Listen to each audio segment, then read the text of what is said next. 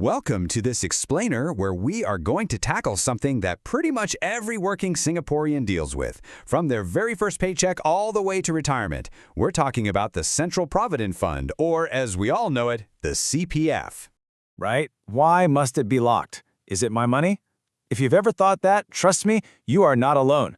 So you know what? Let's reframe this. Instead of seeing CPF as some complicated government policy, let's follow the money. We're going to map out its journey through your life, starting from day one of your first job.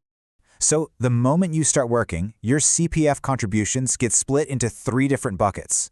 It's best to think of them as these specialized savings accounts, right? Each one is designed for a totally different part of your life, and crucially, each one grows your money at a different speed.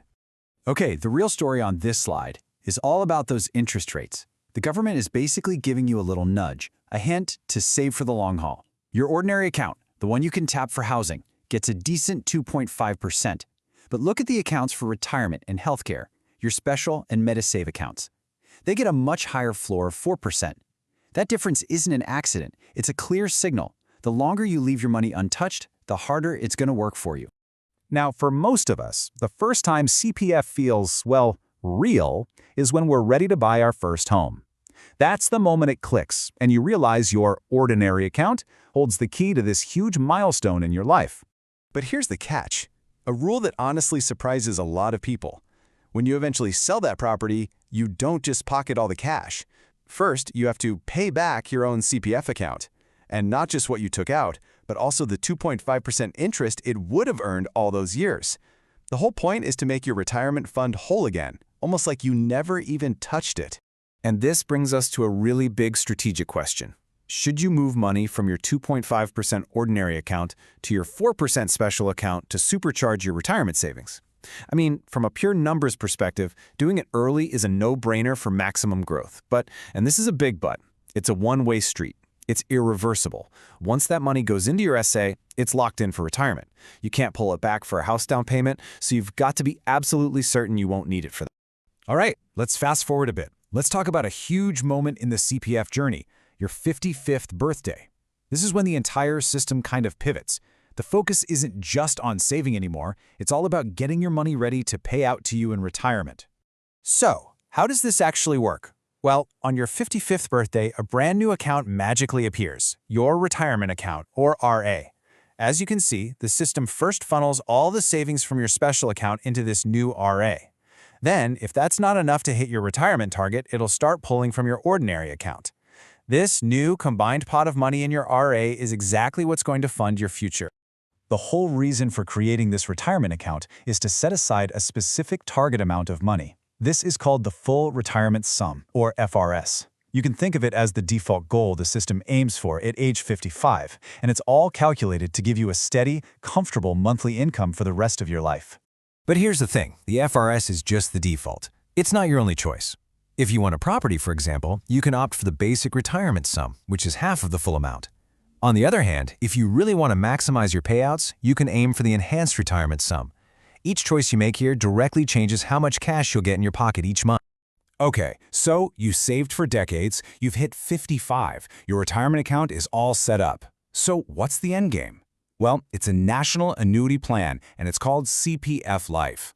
All that money in your retirement account is basically used to buy your spot in CPF Life.